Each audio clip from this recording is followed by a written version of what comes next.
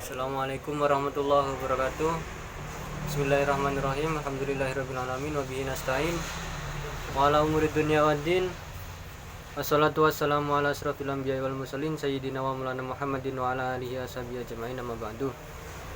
Perkenalkan, saya Bakhtiar Ginikar Alamsyah, salah satu mahasiswa ilmu politik yang sedang menjalankan UAS pada pengulangan semester 5, yakni kemudian untuk mengulas pemikiran salah satu tokoh politik di negara Indonesia.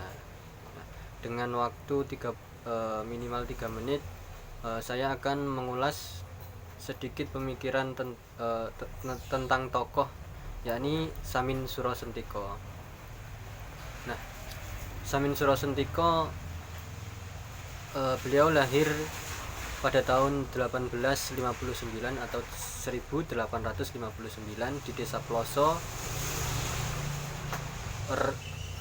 Kecamatan Randa Blatung, Kabupaten Blora, Jawa Tengah. Nah, ayah beliau bernama Raden Surawijaya atau lebih dikenal dengan Samin Sepuh. Nah, Samin Surosentiko sendiri masih mempunyai pertali saudaraan dengan Kiai Keti di salah satu kabupaten Bojonegoro. Nah, Samin Surosentiko atau Samin, atau biasa disebut sebagai Mbah Suro, bernama asli Raden Kohar, beliau adalah pelopor ajaran Samin. Selama pembuangannya di Sawah Lunto, ia pernah menjadi kepala tambang di salah satu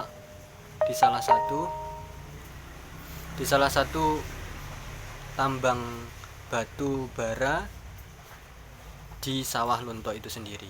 Nah, kemudian bagaimana sikap politik beliau? Sikap politik beliau adalah ketika 30 tahun lalu, untuk pertama kalinya bicara kepada para pengikutnya yang disebut biasanya sebagai pengikut Samin, ajaran Samin, Samin Surosentiko pernah berkata bahwa tanah ini kepada pengikutnya, tanah ini milik kalian karena sudah diwariskan oleh Pandawa atau Pendawa kepada raja-raja Jawa. Kemudian beliau melanjutkan perkataannya tentang Belanda tidak punya seujung kuku pun atas hak tanah di sini, ucap Samin. Kala itu ketika ada di tambang batu bara dengan pengikut-pengikutnya. Nah, kemudian itu menjadi salah satu ancaman bagi pemerintahan Hindia Belanda kala itu. Disebut sebagai gerakan yang semacam pemberontakan gitu. Karena apa? Karena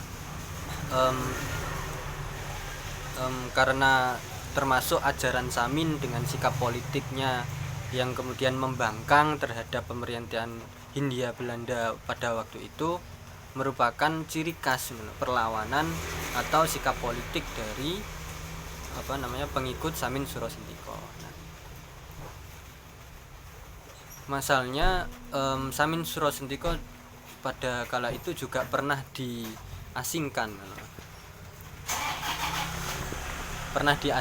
ke Sawah Lunto. Nah, kemudian beliau juga pernah dianggap sebagai orang yang berbahaya.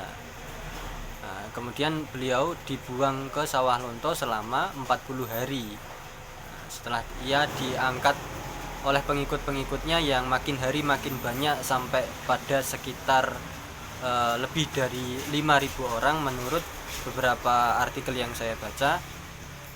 Beliau dibuang selama 40 hari di Sawah Lunto setelah ia sebelumnya diangkat sebagai raja Jawa oleh beberapa pengikutnya. Pengikut siapa? Pengikut Samin Surosentiko yang menganut ajaran Samin. Di Sawah Lunto sendiri ia menjadi panutan dari ribuan orang yang dipekerjakan secara paksa pada sebuah tambang batu bara. Di sana juga beliau diasingkan di tambang batubara, kemudian malah tambah banyak pengikutnya. Nah gitu. Nah, adapun ciri khas perlawanan atau ciri khas sikap politik atau pemikiran politik, pemikiran perlawanan dari gerakan Samin ini, atau biasa disebut oleh beberapa teman-teman Bojonegoro sendiri, yakni gerakan Saminisme. Saminisme itu bukan untuk memaknai itu adalah sebuah sikap politik perlawanan terhadap pemerintahan Hindia Belanda. Dengan apa sih? Dengan pembangkangan, salah satunya dengan pembangkangan yang kemudian